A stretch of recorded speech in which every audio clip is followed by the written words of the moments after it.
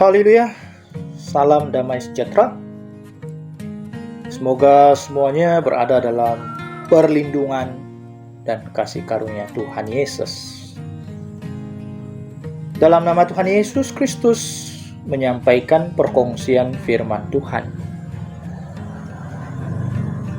Pada kali ini adalah bertajuk pertobatan yang terlewat. Pertobatan yang terlewat adalah pertobatan setelah mati.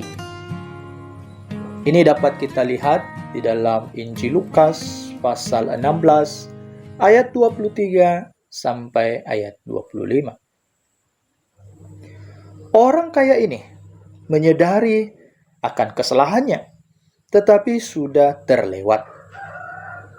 Apakah dia tidak ada peluang langsung untuk menyadari kesalahannya dan bertobat sewaktu dia masih hidup? Perkataan di ayat 29 mendedahkan bahwa orang kaya itu punya banyak waktu yang lebih dari mencukupi. Karena mereka ada kesaksian dari kitab para nabi. Dan bahwa dia ada waktu setiap hari.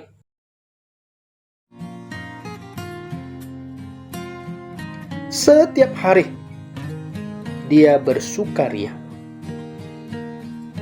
Setiap hari dia memiliki waktu.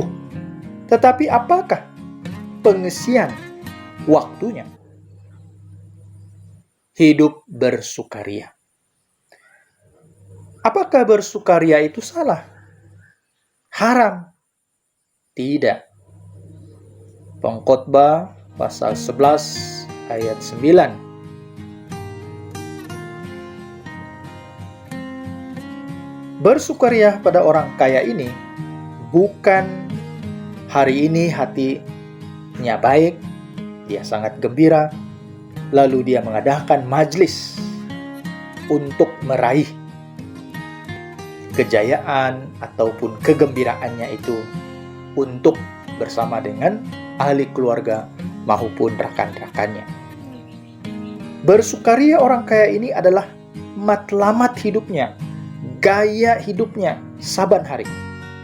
Dalam arti kata yang kritis, berfoya-foya atau melampiaskan kesenangan dunia.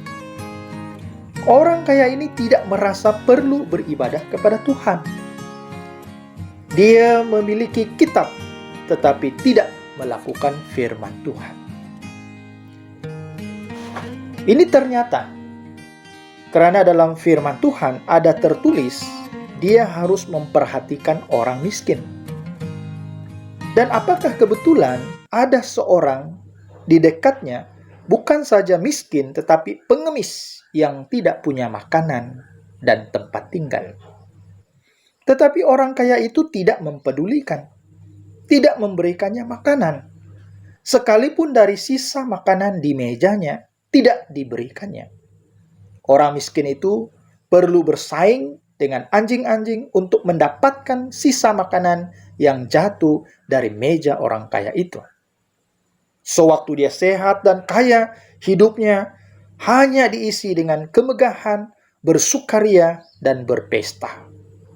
Tidak ada disebutkan atau sedikit bayangan bahwa dia ada beribadah kepada Tuhan. Setelah meninggal dan sengsara di alam penantian, barulah dia seakan sadar dan ingin bertobat, tetapi sudah terlambat, sudah menjadi sia-sia. Bahkan rasa tanggung jawabnya terhadap keselamatan saudara-saudaranya juga sudah tidak berguna. Pertobatan adalah selagi kita hidup atau bernyawa. Setelah mati, sudah terlambat untuk bertobat.